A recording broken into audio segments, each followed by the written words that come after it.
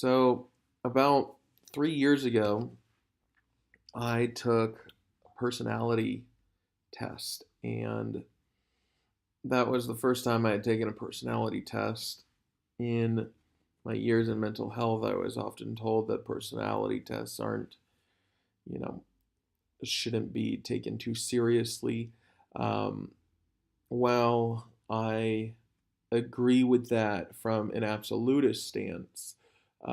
When it comes to a personal understanding, I think that if the information is about something that you care about, such as yourself, um, information when taken with a grain of salt can be useful if not looked at absolutely. Um, so it was about 3 years ago that I took this 16 personalities test. A friend who I will call Steven referred me to this test, and I got the ENTP. um, when I first read the ENTP result, I was blown away at how well it described everything that I wanted to be in life.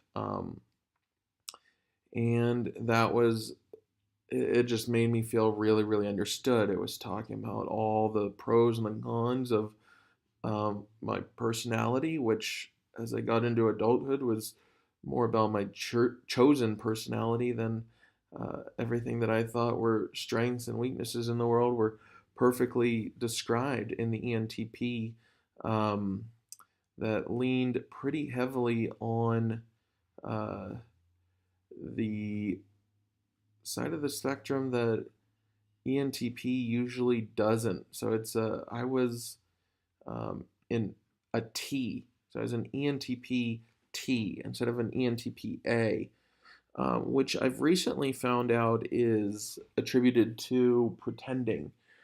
It was turbulent because um, that was what I thought was best in the world. And I was recently suggested to retake the Myers Briggs test to see if it changed. Since then, I've found several other tests that do more of a spectrum result.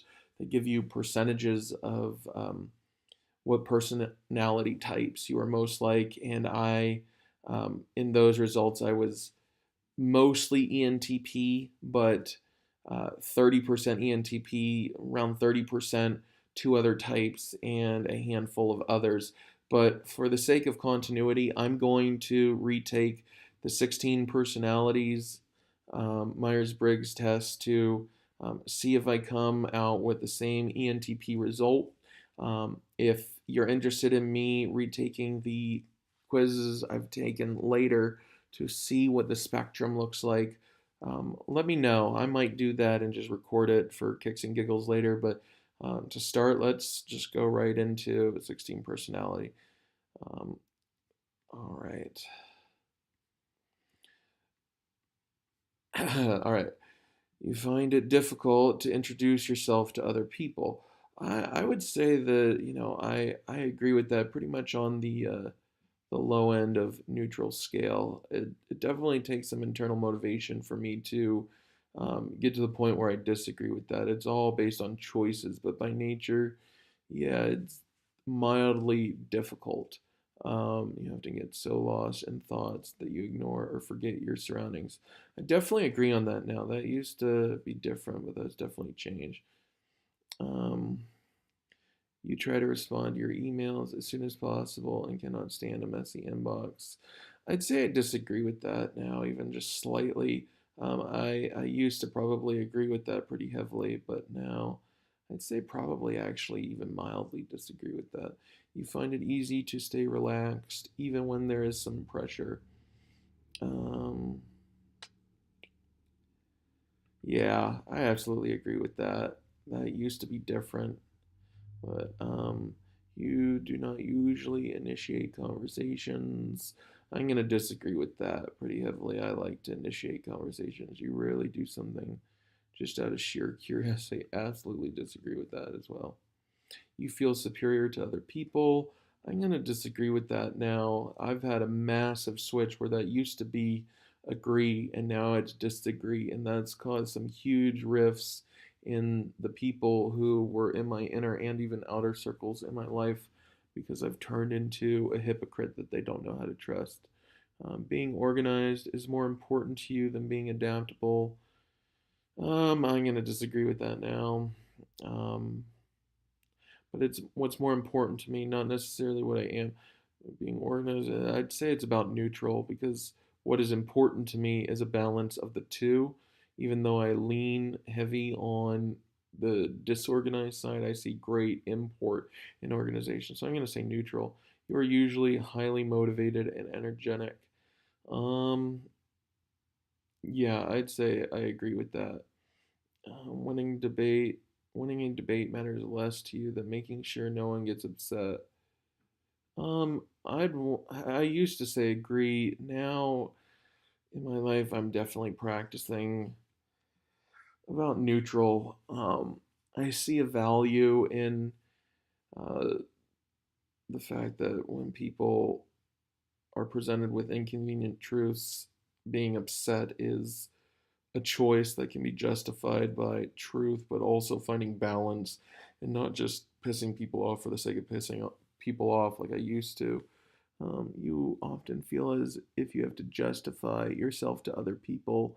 I'm going to say slightly on the agree. That would, even a year ago, that would have been heavy on the agree. I've gotten continually better on that. Um, and I'm somewhere between agree and neutral right honestly. Like I've given up the care for it, and the practice of has kind of caught up. That's probably why I don't realize it. So I don't feel as if I have to justify myself to other people anymore. Even a few months ago I was right here, but now definitely right about here. Your home and work environments are quite tidy. I think that's a come and go. um, you do not mind being at the center of attention. I'd agree with that. I don't necessarily want it as much as I used to, but I also don't fear it like I used to. You consider yourself more practical than creative. Um, I'm going to go with a balance between the two because they both play a role. Um, People can rarely upset you. I'm going to go with highly agree now. That's been the biggest switch is letting go of my arrogance and narcissism because this used to be highly disagree. Um, but then again, I might have said agree in the last test just because I was narcissist and arrogant. But now it's obviously genuine. Well, not necessarily obvious. That's definitely based on point of view. Your travel plans are usually well thought out. Well, I'm going to disagree with that. Not necessarily heavily, but pretty close to heavy disagreement. Um, it is often difficult for you to relate to other people's feelings. Um, I used to say agree, but now I'd say disagree. I've learned empathy through emotional intelligence, and that's been a huge vital motivator for me to switch the way that's been so drastic. Your mood can change very quickly. um I used to say agree, but now it's stable to a point where it blows me away. In a discussion, truth should be more important than people's sensitivities. Even a few months ago I would have said highly agree, and a year ago um it would have been highly agree, but now um it's somewhere between neutral and disagree because I'm seeing the benefit in motivating people to want the truth rather than just browbeating them with it. I'm going to say neutral. You rarely worry about how your actions affect other people's. I wouldn't say I worry, but I do care about it. So I'm going to say I used to not care about it at all, but I'm going to say slightly disagree. because I care about that more than ever, but it's still pretty neutral. Your work style is closer to random energy spikes than to methodical and organized approach. I'm going to say neutral for that now. It used to be highly on the agree side. Now it's definitely finding a balance between the two. Also asking for help more. You are often envious of others. I'm going to say disagree now. Like that used to either be neutral or agree. Um, or I would have, lied because of the narcissism and said disagree. Not that I knew I was lying. An interesting book or video game is often better than a social event. Um, I'm gonna put that in neutral now. I definitely would have said disagree, even a year ago, but now I see the value in both. Being able to develop a plan and stick to it is the most important part of every project. I'd say is in the middle because pivoting is very important and micro pivoting is key to long term success. I can see now. You rarely get carried away by fantasies and ideas. I'd say, I'd used to say highly agree to this, but now it's not even highly disagree. It's understanding that a vision, especially an entrepreneurial vision, is an idea that to most people seems like a fantasy, but not getting carried away by them is key because that's how you lead into mania. So um, I'm going to say medium disagree because I don't really get carried away by them, and when I do, I don't get overly carried away like I used to. So I feel like that's an honest one now. A lot of change that so many people haven't been able to watch from my past to push me away. You often find yourself lost in thought when you are walking in nature. This has always been true for me. If someone does not respond to your email quickly, you start worrying if you said something wrong. I used to absolutely agree with that, but now I'm going to actually say mildly disagree because that's something that I can talk myself out of pretty quickly and efficiently now if I say it out loud. As a parent, you would rather see your child grow up kind than smart. I absolutely agree with this now. Kindness is absolutely a balance of emotional intelligence that can make almost any type of intelligence a tool that purely traditionally intelligent quota type people can't manage the way people who are emotionally intelligent can. You do not let other people influence your actions. I'd highly agree with that now. I don't know what I used to say in the past. It probably wasn't completely honest. When you sleep, your dreams tend to focus on the real world and its events. Um, I disagree. I used to lucid dream. Now I don't really dream at all. Um, it does not take you much time to start getting involved in social activities at your new workplace. I don't know. I'd say disagree because I don't really like to invite but I'd say neutral now. I don't really have a workplace per se, but I like getting involved in social activities. So I'm gonna say neutral, because it depends on who it is. You are more of a natural improviser than careful planner. I'm gonna highly agree with that. Your emotions control you more than you control them. I'm gonna disagree with that now. That's definitely been a big change with emotional intelligence. You enjoy going to social events that involve dress up or role play activities.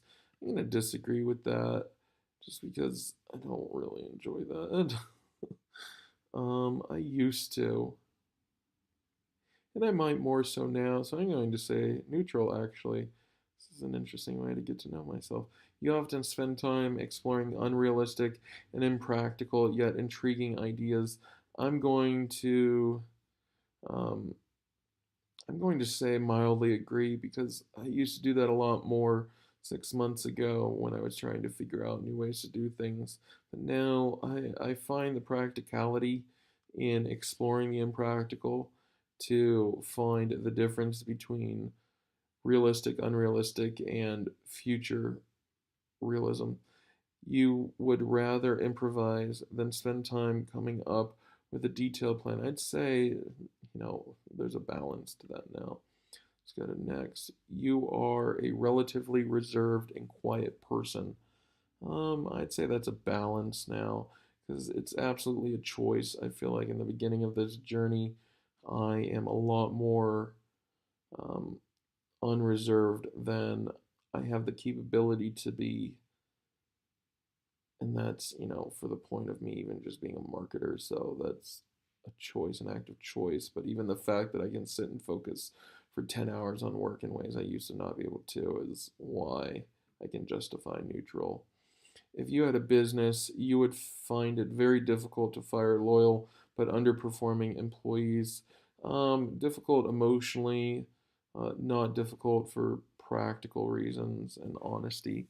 You often contemplate the reasons for human existence. I would agree with that. Logic is usually more important than heart when it comes to making important decisions. I'd say even 6 months ago, this would lean more towards agree, and that's what it's always been. But now it's definitely in the neutral where logic dictates how to, everything that emotional intelligence is bound in logic, not necessarily collective reasoning. Keeping your options open is more important than having a to-do list. I'd say that's somewhere in the neutral. If your friend is sad about something, you are more likely to offer emotional support than suggest ways to deal with a problem. I'd say that's absolutely neutral as well. I can do both. You rarely feel insecure. I'm gonna agree with that now. I probably answered that dishonestly in the past. You have no difficulties coming up with a personal timetable and sticking to it. Um, I'd say I slightly disagree with that. No, maybe even medium disagree with that because I absolutely need a lot of help with that. Fortunately, my wife helps me a lot with that. She's a rock star at that. Being right is more important than being cooperative when it comes to teamwork. I'd say it's definitely a balance. Um, you think that everyone's views should be respected regardless of whether they are supported by facts or not. I'd say that's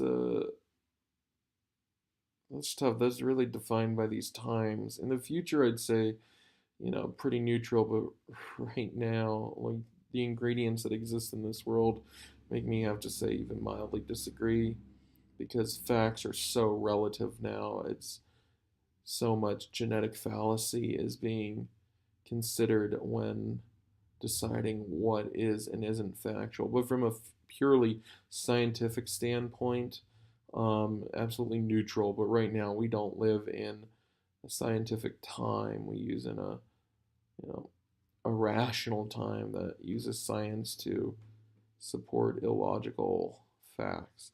You feel more energetic after spending time with a group of people. I say that's neutral. It depends on the people. Definitely would have said agree in the past. You frequently misplace your things. This was it used to be highly disagree, but now it's absolutely in the medium. You see yourself as very emotionally stable. I'd say agree with that. Your mind is always buzzing with unexplored ideas and plans. I definitely agree with that. You would not call yourself a dreamer. I disagree with that. You usually find it difficult to relax when talking in front of many people. Um, Disagree with that. Then again, I don't know. I haven't tested. I'd say it definitely depends on the group, but I'd say it's close to disagree. Generally speaking, you rely more on your experience than your imagination. I'm gonna say mildly disagree with that now. My experience plays a huge role in my imagination and being able to not let it go into craziness. You worry too much about what other people think. I used to, but not anymore. If the room is full, you stay closer to the walls, avoiding the center. Um, I don't know. It depends on the environment and the stuff. You have a tendency to procrastinate until there is not enough time to do everything. I'd say that that's a natural pull for me. I found a bit of harmony in it. I don't do it as much anymore, so I'm going to say slightly disagree. You feel very anxious in stressful situations. No, I'm going to say disagree. You believe that it is more rewarding to be liked by others than to be powerful. I'd say it's definitely a harmony. Um, but then again, liked is different than loved for me now, but I'm going to assume that that's what they mean. You have always been interested in unconventional and ambiguous things. Books, art, or movie, I'd say absolutely yes. You often take initiative in social situations. I'd say it's a balance. I sometimes do, sometimes don't. Let's see. Ooh, ENFP-A, campaigner. What do you mean life is boring? Are we living on the same planet? Mostly extroverted. Ooh, intuitive. Thinking, feeling interesting. Usage, judging, prospecting. Interesting. Still prospecting. Wow. So I've gone from, hmm.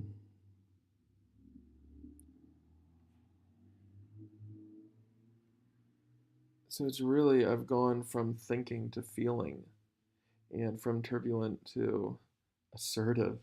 Interesting. Huh. Let's see.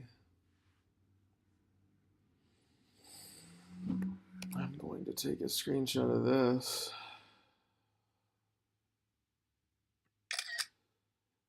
People mastery. This is your strategy. It determines how you approach everyday situations and achieve your goal.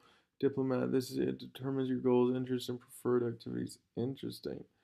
It doesn't interest me what you do for a living. I want to know what you ache for. And if you dare to dream of meeting your heart's longing, it doesn't interest me how old you are. I want to know if you will risk looking like a fool for love, for your dreams, for the adventure of being alive.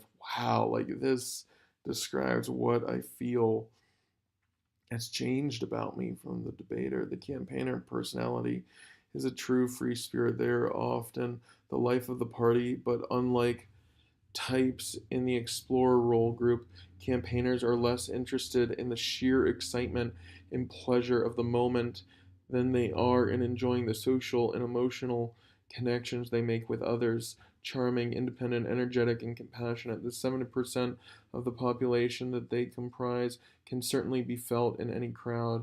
You can change the world with just an idea, yeah. More than just sociable people pleasers, though, campaigners, like all their diplomat cousins, are shared by their intuitive N quality, allowing them to read between the lines with curiosity and energy. They tend to see life as a big, complex puzzle where everything is connected, but unlike analyst personality types who tend to see that puzzle as a series of systemic machinations, campaigners see it through a prison of emotion, compassion, and mysticism. They are always looking for a deeper meaning. Interesting. Campaigners are fiercely independent and much more than stability and security. They crave creativity and freedom. Many other types are likely to find these qualities irresistible, and if they found a cause that sparks their imagination, campaigners will bring an energy that oftentimes thrusts them into the spotlight, held up by their peers as a leader or guru. Shoot, like, yeah, that's what I'm struggling with now, to keep that from moving to a point where it's dangerous for people. But this isn't always where independence loving campaigners want to be. Oh, interesting. Worse still, if they find themselves beset by the administrative tasks and routine maintenance that can accompany a leadership position, campaigners' self esteem is dependent on their ability to come up with original solutions, which is why me and my wife find so much balance in her crushing the routine maintenance in leadership, and why I want her to lead everything that I create with original solutions. And they need to know that they have the freedom to be innovative. They can quickly lose patience or become dejected if they get trapped in a boring role. Absolutely. Don't lose that little spark of madness. Luckily, campaigners know how to relax, and they are perfectly capable of switching from a passionate, driven idealist in the workplace to that imaginative and enthusiastic free spirit on the dance floor, often with a suddenness that can surprise even their closest friends. Yeah, that's for sure.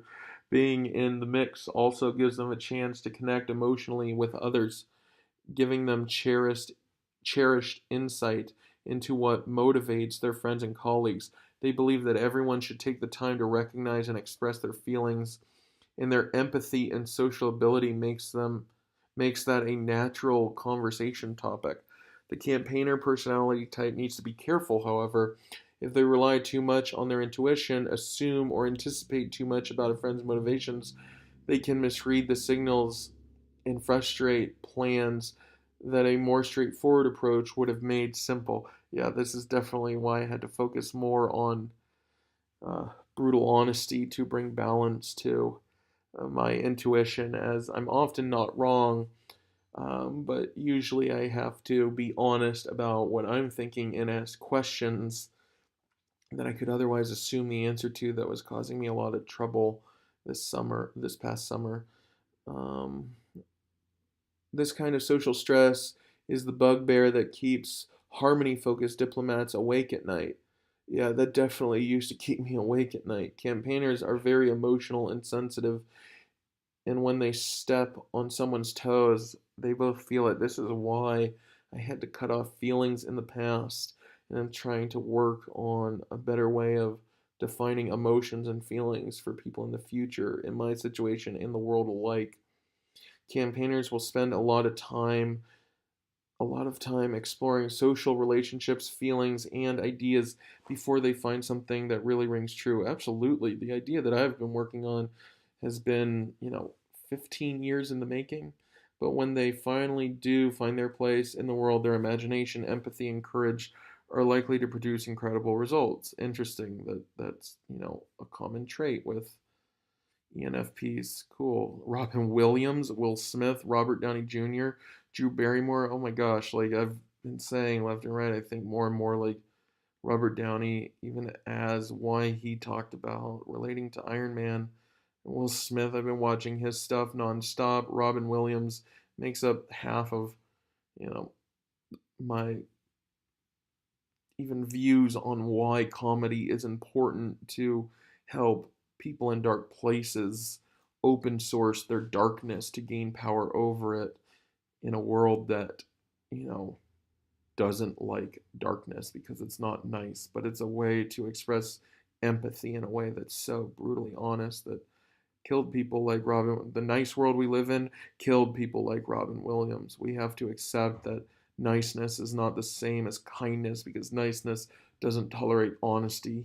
And this is why people like Robin Williams could be seen as the happiest, nicest person alive and killed himself because the world we live in is so contradictory that it even hates hypocrisy, which is such a neutral thing. Russell Brand, oh my gosh, enlightened master.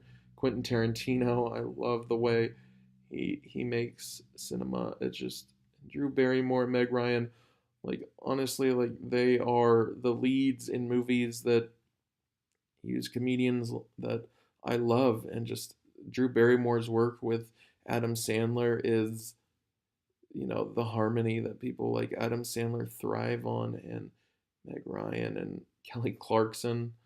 I quote Kelly Clarkson a lot with my wife, a musician. Michael Scott.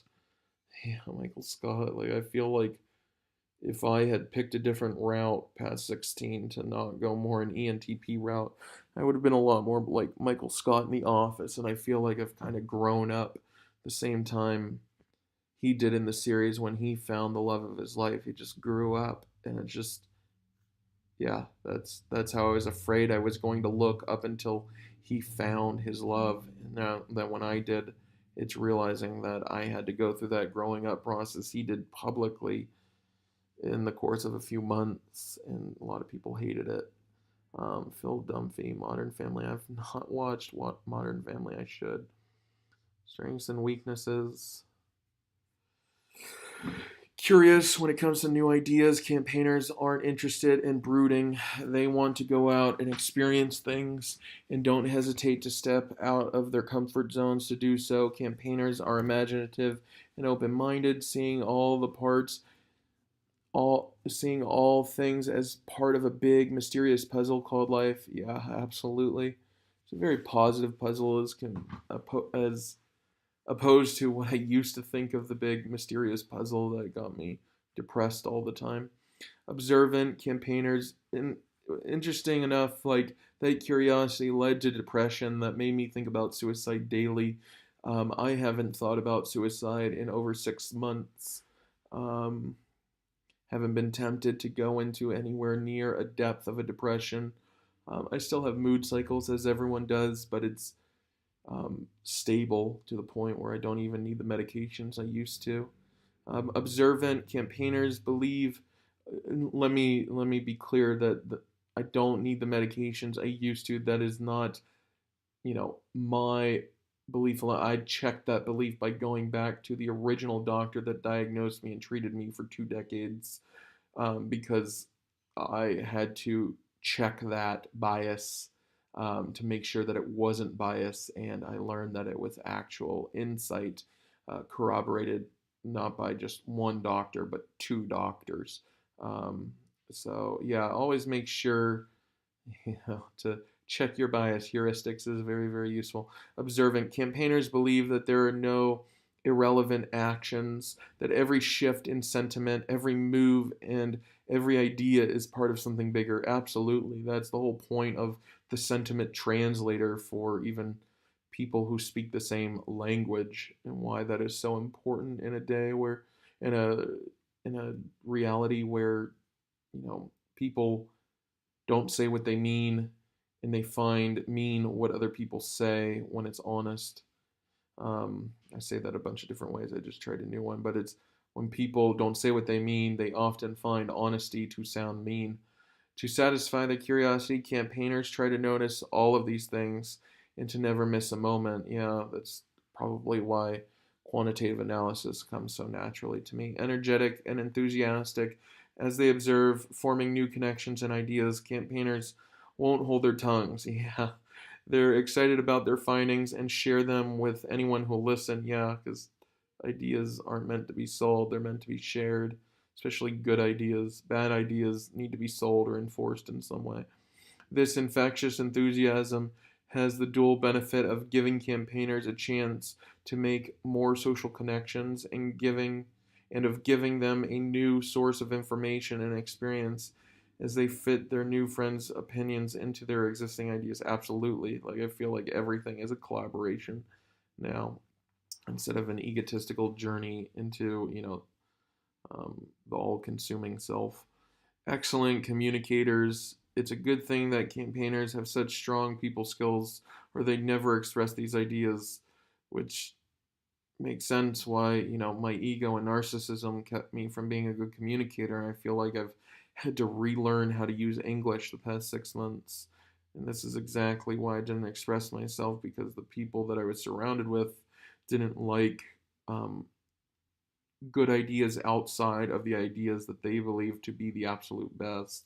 Campaigners enjoy both small talk and deep, meaningful conversations, which are just 2 sides of the same coin for them, and are adept in steering conversations toward their desired subjects in ways that feel completely natural and unforced.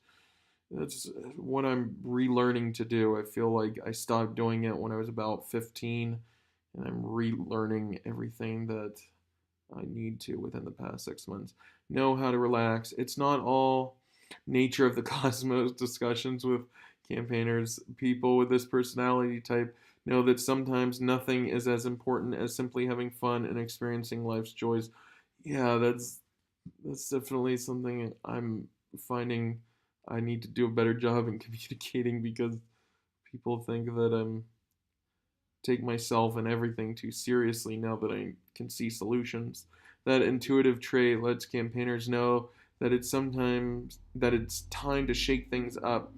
And these wild bursts of enthusiastic energy can surprise even their closest friends. Yeah, that's for sure. Very popular and friendly.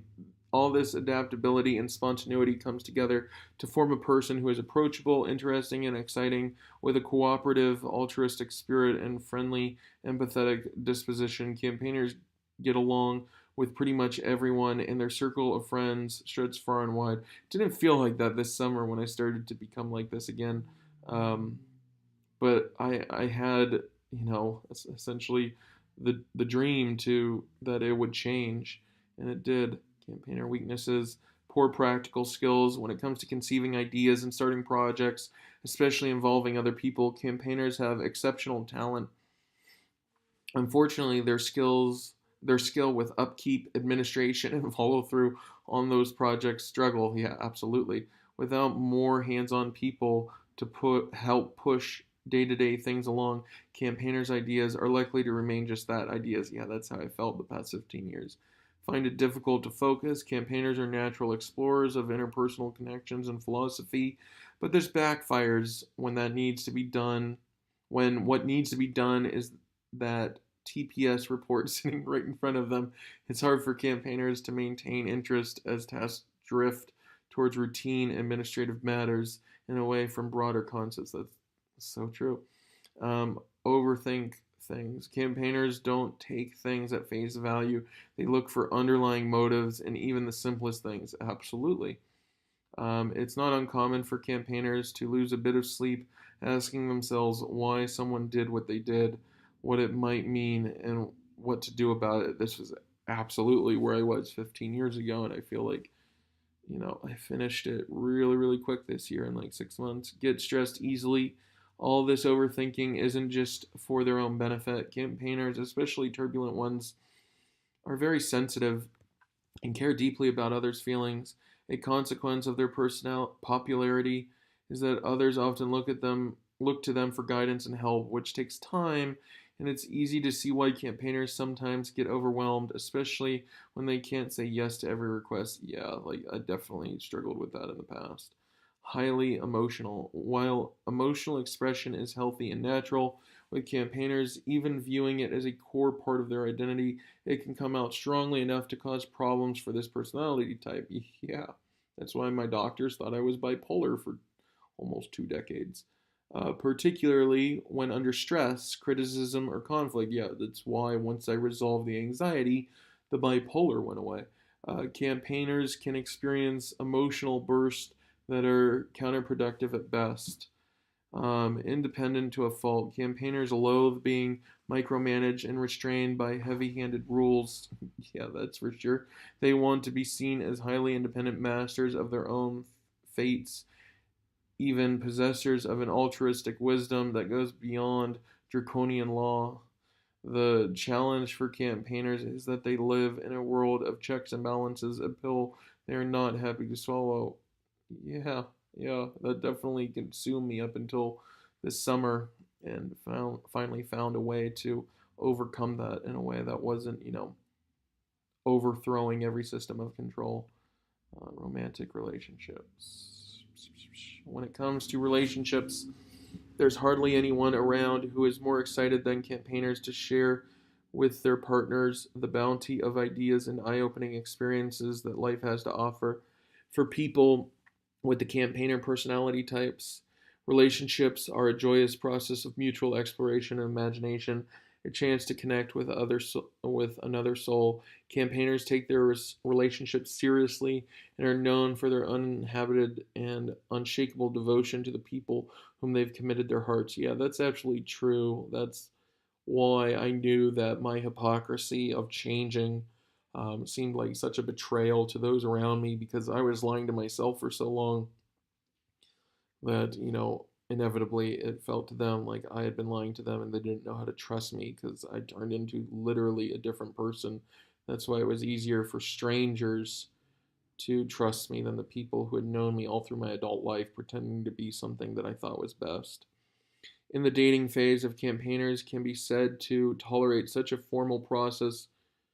um, to begin with, they will show these qualities by showering their new flames with affection, and will do everything they can to build a strong relationship by demonstrating their devotion and reliability by whatever means available. Yeah, that's absolutely true. That's my wife, who hated gifts in general of the universe, not just from other people, um, she had to look beyond my, gift giving personality type, but she did, and that was worth it for both of us.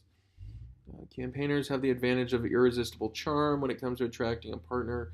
Campaigners' warmth, excitement, and passion are simply alluring. Yeah, that's why it was so easy for me to get first dates, but not so much second dates when I wasn't being honest with myself. Other people could sense it. Long distance relationships are quite common among campaigners as they view physical distance as just another idea, no match for concepts like love. Yeah, that's for sure. This gives them the chance to demonstrate their commitment both by staying true despite the physical separation and with overtures of effort to surprise their partners. Crossing that distance on a whim, absolutely, that's something that I do a lot. These are demonstrations of campaigners' mystery, idealism, and deep emotion, and such efforts often keep the flames of a relationship burning bright.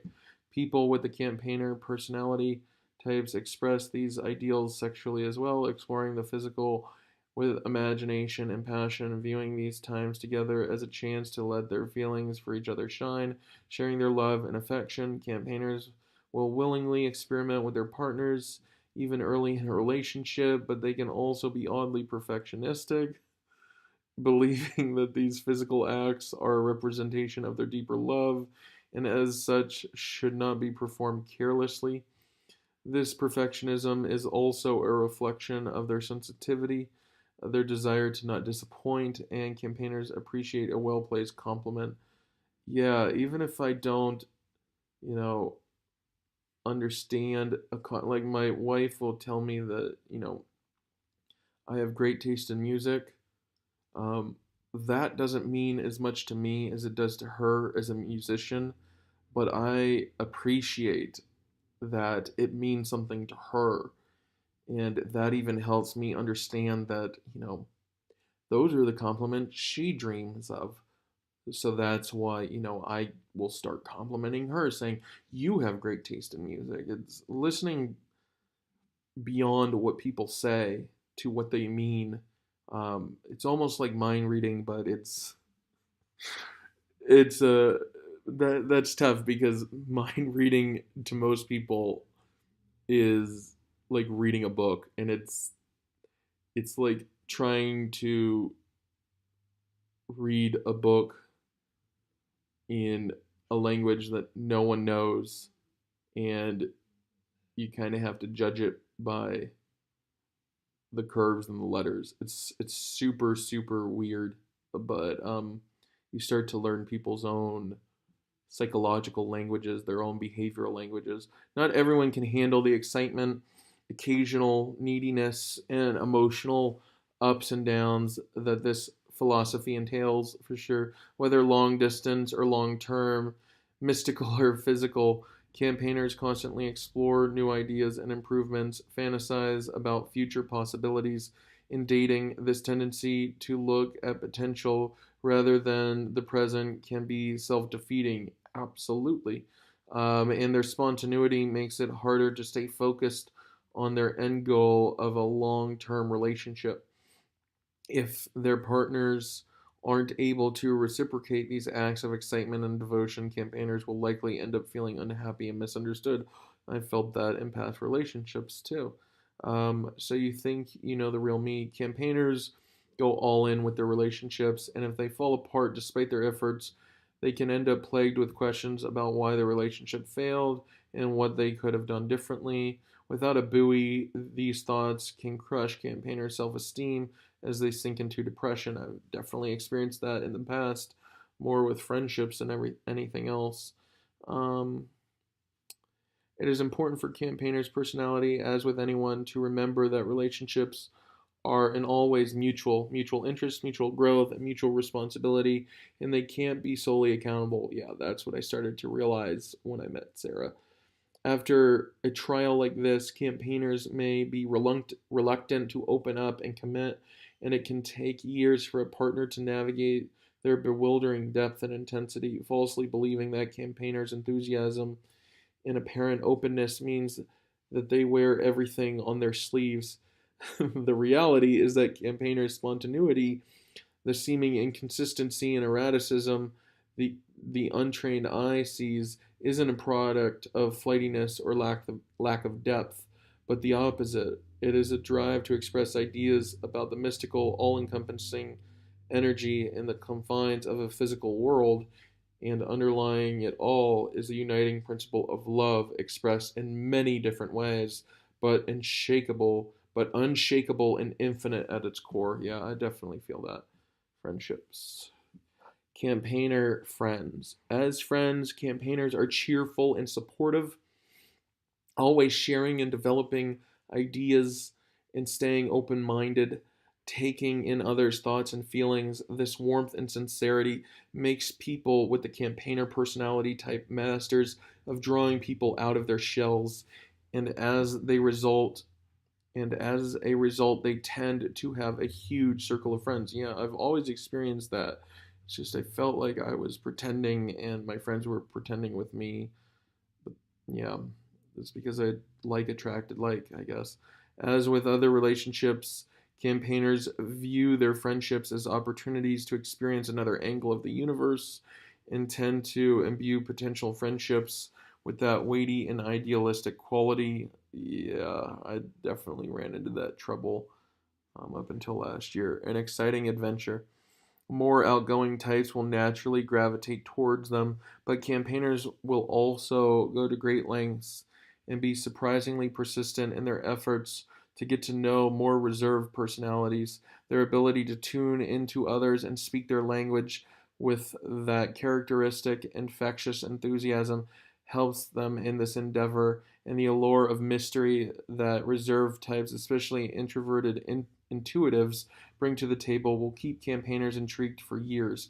These personality types may never be able to reciprocate the breadth of human interest that campaigners present, but they do appreciate campaigners' efforts. Yeah, like I definitely realized that, you know, I was this summer I was expecting um, introverted intuitives to understand everything that I was talking about instead of just listening to what they cared about and realizing that, you know, not everyone, people can often find fear in the big picture, whereas if they just know about their big picture, they can play a role in an even bigger picture, which I see is how, you know, introverted intuitives have been abused in the entertainment industry, have been, abused in the creative industry as a whole, whether they be engineers, whether they be inventors, whether they be,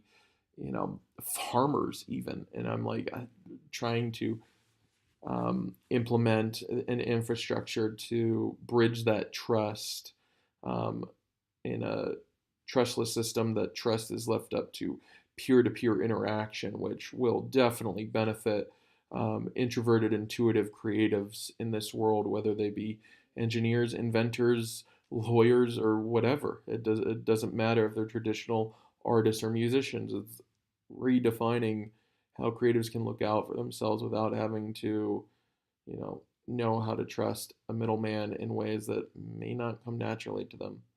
But campaigners' interest in others can be a double edged sword. This pure idealism comes with certain expectations, and too often campaigners hold their friends in an unrealistic light, expecting them to keep up with the constant flow of ideas and experiences that they consider integral to life. Yeah, this is how so many bridges were burned this summer, and I had no idea why they wouldn't listen to something that was outside of their breadth, and they would push me away, blame it on me, and I knew exactly why. And it was just realizing that there was nothing I could do, as much as, you know, it wasn't my fault, it wasn't their fault. It's something natural. It was a natural consequence that we were both experiencing. I didn't let myself feel betrayed. They didn't want to admit that they felt betrayed. It was just it was tough because there is no amount of intelligence that can explain that away. It just needs to happen. Whether it's simple social fatigue or a focus on the physical, and the practical instead of the mystical. People with the campaigner personality type can find themselves disappointed by what they see as a lack of substance beneath the surface. Yeah, that's absolutely, um, I think, the problem that resulted for me for like a decade is why I discounted so many other people's beliefs and I wanted something absolutely right because, I don't necessarily have to believe the mystical to learn about people who do believe in it and bridge a gap of understanding and empathy for these people. Campaigners tend to get deeply involved in others' lives, going to great lengths and efforts to be the selfless, caring, and supportive people they are, and all the while forget to take care of themselves. Yeah, for sure. That used to be my thing. Both in terms of basic needs like financial stability and rest, as well as more emotional needs like mutual understanding and reciprocation. Campaigner personalities tend to give much more of themselves than most are even capable of giving back. This sort of imbalance isn't sustainable, as seemingly one sided generosity often leads to criticism and resentment on both sides. Absolutely. So, yeah. Making life spectacular. Luckily, campaigners are open minded and sincere enough in their friendships and connect with and understand even their acquaintances well enough that they recognize that not everyone expresses themselves in the same ways. Absolutely. And that's okay. Absolutely. Their sensitivity may make it too challenging to play with more critical and argumentative personalities, such as strongly expressed thinking and judging types, but they do appreciate, even cherish, the company of most anyone who appreciates theirs, and the adventures and experiences they have together are the stuff a good life is made of. Absolutely. I think experimenting with ENTP for so long and, learning to communicate with judging types like Stephen, the guy that told me to take this years ago, has pushed me to understand the breadth of the difference between T and J types and the import of communicating with these people, as you know other personality types have a hard time listening to them, um, for their own reasons. Campaigner parents. Um, is there anything that makes campaigners great parents? It, if there's anything that makes campaigners great parents, it's the sense of wonder they have for all things new and beautiful, a sense that they will be able to share with their children every day as they learn and grow throughout their children's lives. Campaigners provide a combination of almost overwhelming love and support and an unstructured environment revolving around freedom and creativity. This probably explains why the unschooling and radical unschooling education movements were so appealing to me. There's no This in no way means that people with the campaigner personality types will simply leave their children to their own devices without guidance. Rather, campaigner parents want to share in their children's perspective, share in a world without bounds. Absolutely. Campaigner parents are playful and warm and love to see their children excited, playing in and experimenting with the world around them. It's likely that campaigner parents will encourage this play and growth by suggesting activities and lessons.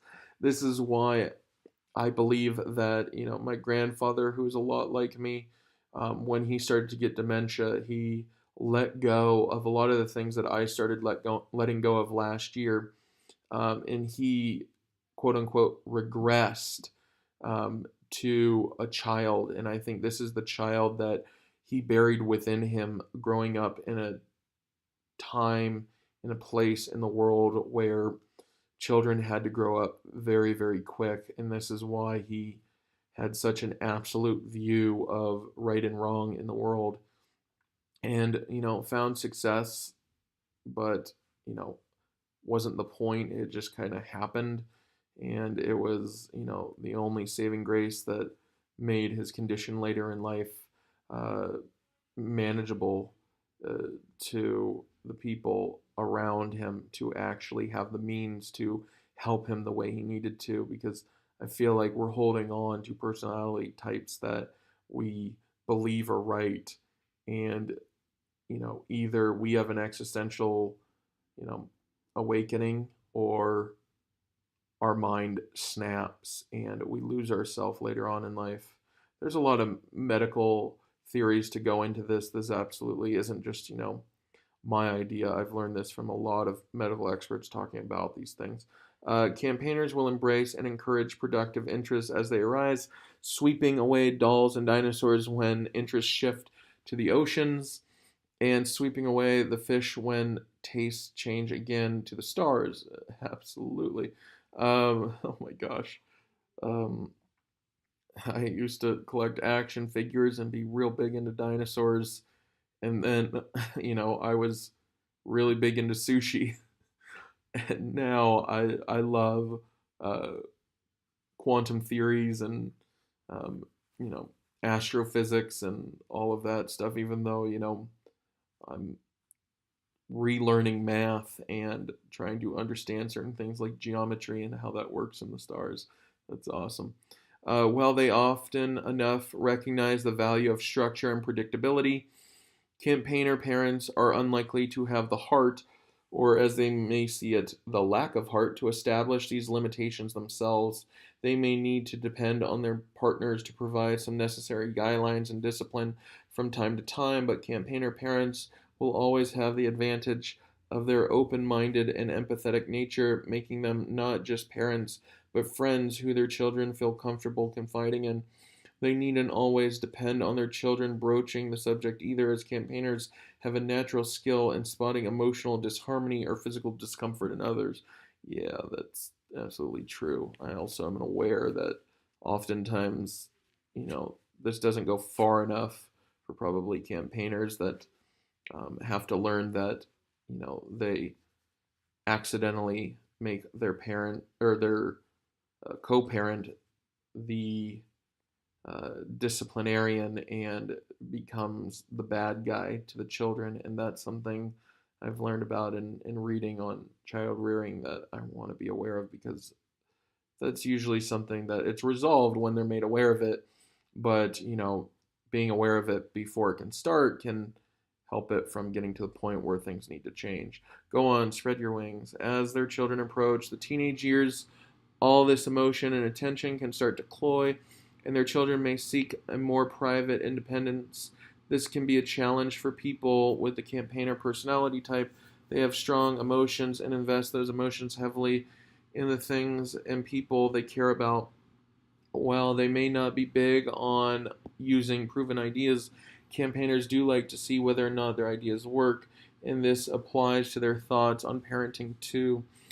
As their adolescent children withdraw, they leave an unsolved mystery that can last for years, leaving their campaigner parents wondering if their ideas on raising their children actually work, actually result in happy, independent, and creative adults. That's interesting, because I feel like that's exactly what my mother went through when I started to withdraw in teenage years. And it was hard when it's the life of your child to understand if everything you're trying to do to fix them is causing the problems that have been getting worse, and if stopping everything could result in long-term progression.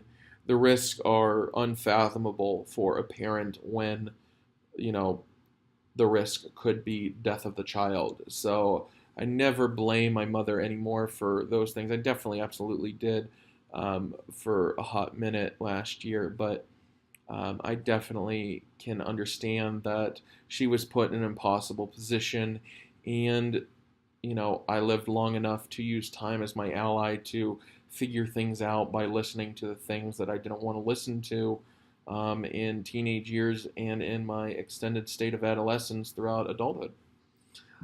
Luckily for them, so long as they raise their children with a sense of productive independence rather than an aimless, against the grain antipathy. Against the grain antipathy. I don't know what that means.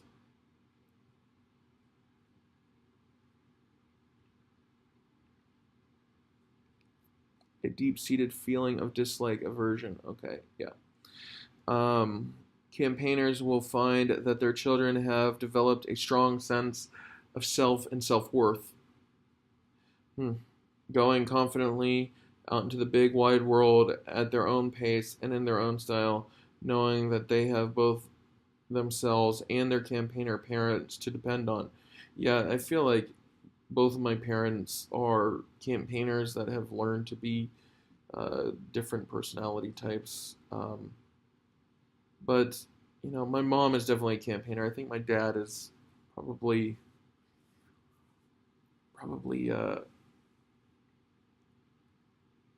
INTJ. I would almost guess, but I'm not 100% sure.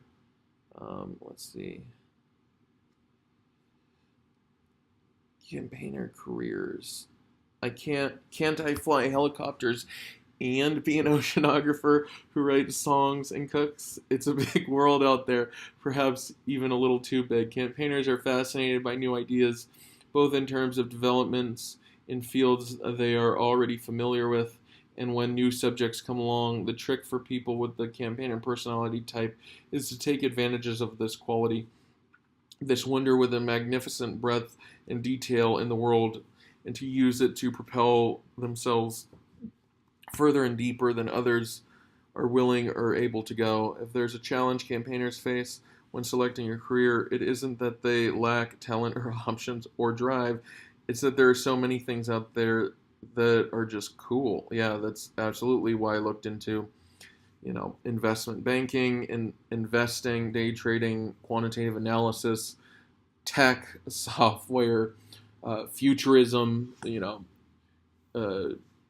cryptographic algorithms, philosophy, history,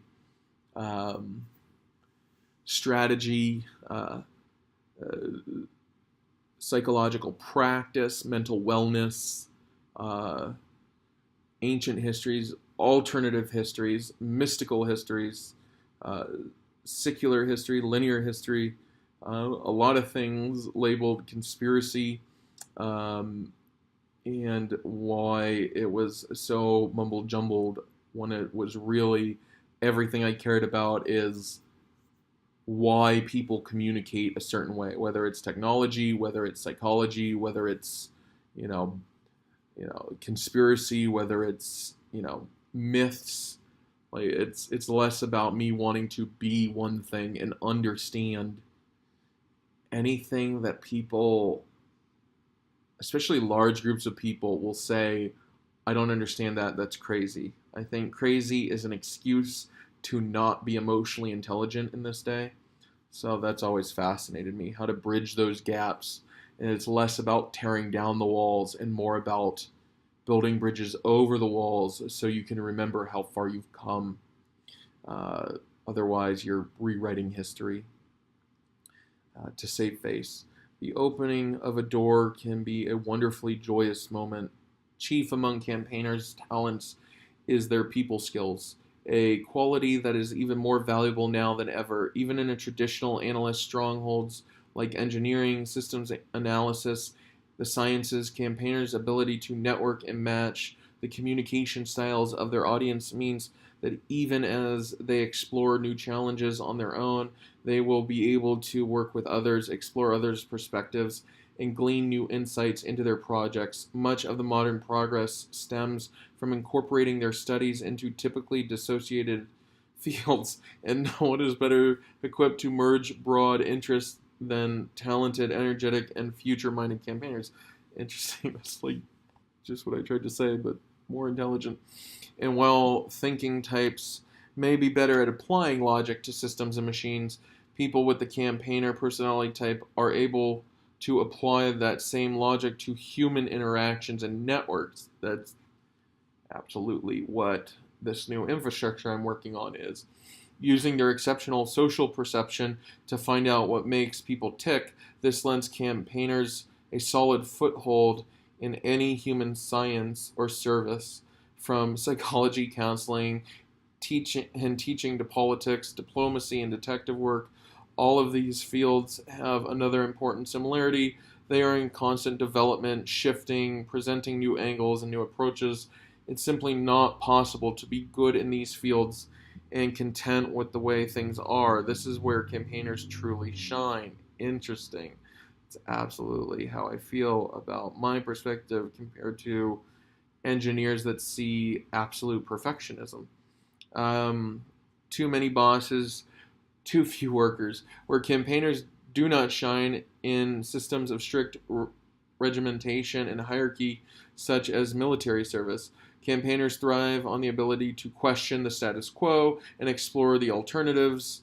And if this is a quality that is not just unappreciated but actually frowned upon, this will not only make them unhappy, but may even threaten their emotional stability. That's absolutely how I felt through my entire adult life when I was exploring better ways to apply certain things and mental wellness that just were not, you know, one thing was said, another thing was chosen in the long run consistently, and it seemed dishonest but covered in niceness and abused trust in the long run, backed by absolute truth. Yeah, I definitely get that.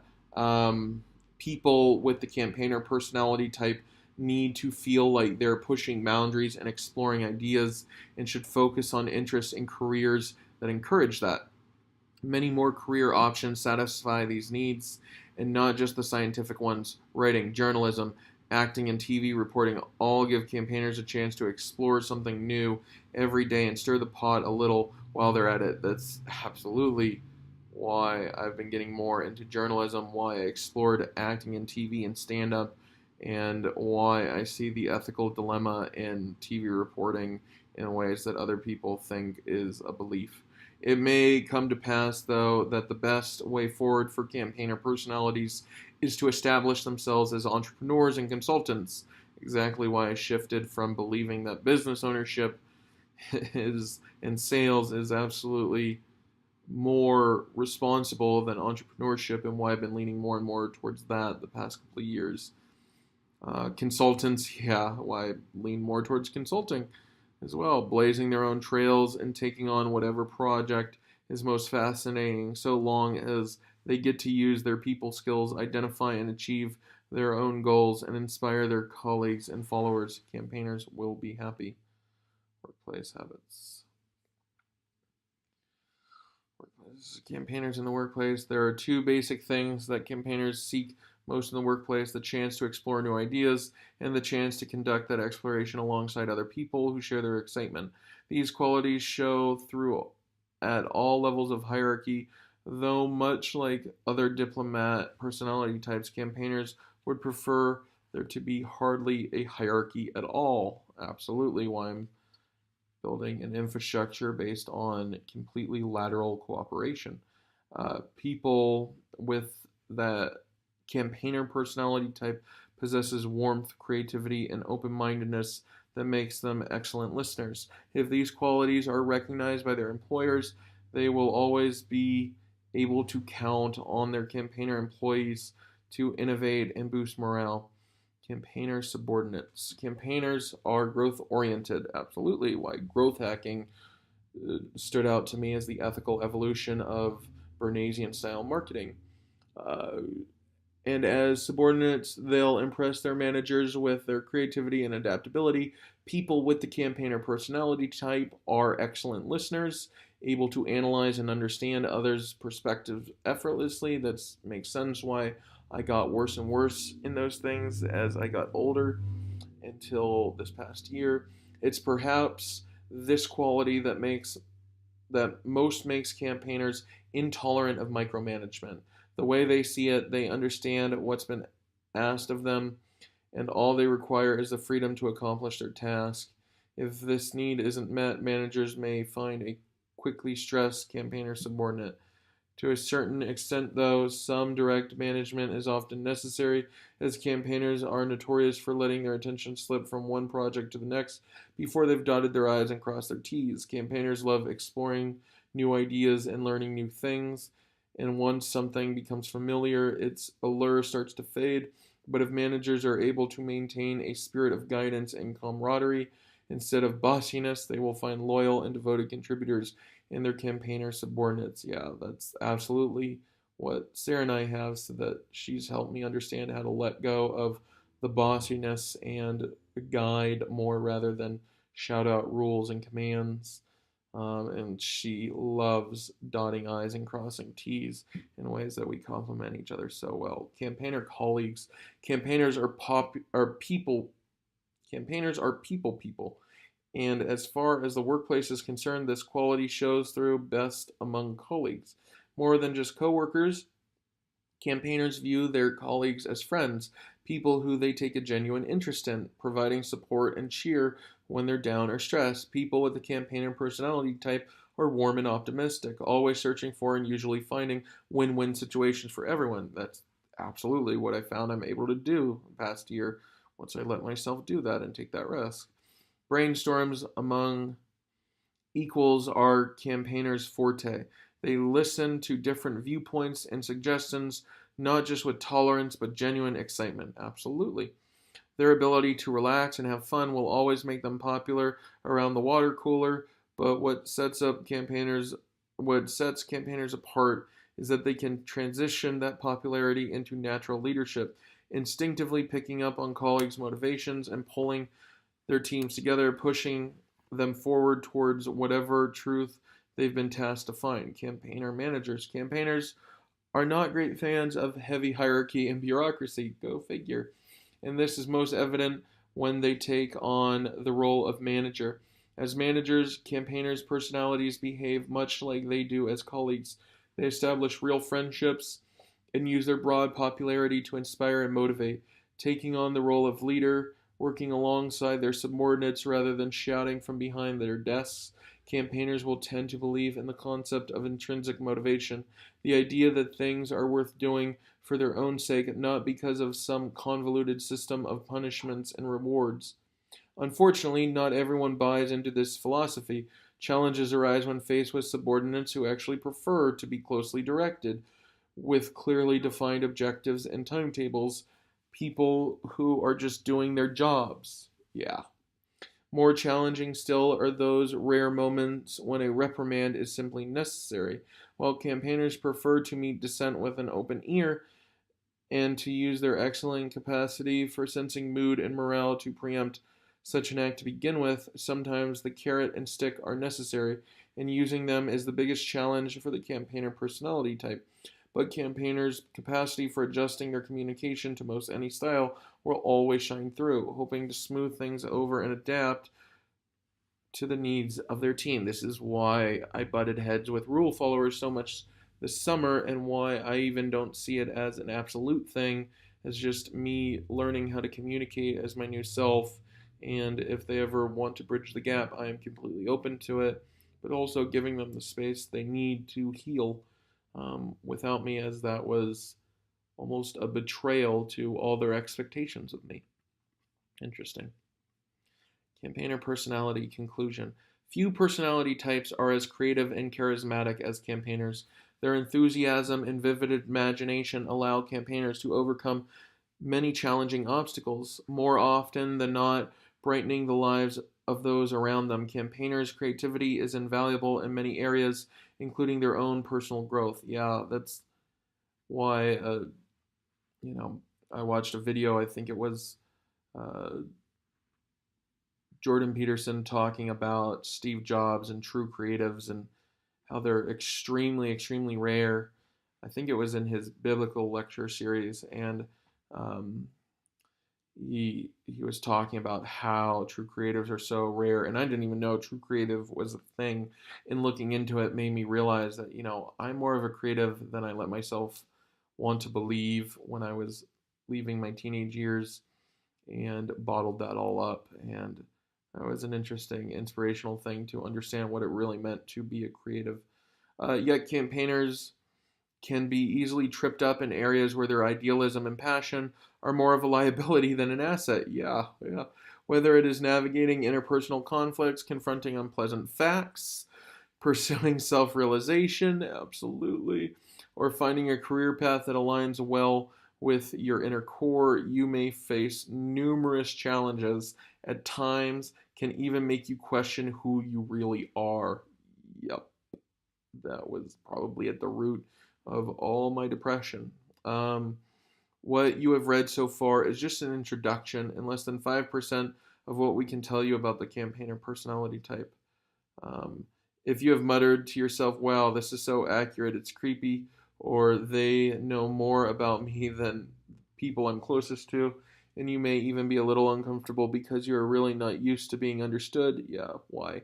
People are trained to not want to answer questions about themselves and care more about what they can do for other people, events that they've had in their life, and are terrified of their own ideas. Yeah, yeah, I get that. Um, this is not a trick. You felt understood because you were. And no, we did not spy on you. Rather, we spent years studying campaigners' life stories, experience, and responses to hundreds of surveys. Step by step, insight by insight, we discovered exactly how campaigners think and what they need to reach their full potential. This is how we know that many of the challenges you faced and will face in the future have been overcome by other campaigners. You are not alone in this. You simply need to learn from mistakes and successes of others.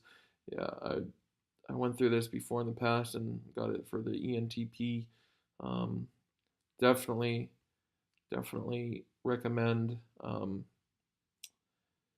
this website if you're looking to understand more about yourself, get more data on how to help yourself. This is a great place to start. If you are already seeing a professional, I can guarantee you if they're an ethical professional, they are helping you understand this without you having to learn everything that they know, which is the goal of a consultant. So I'd say, trust them maybe more than you're letting yourself.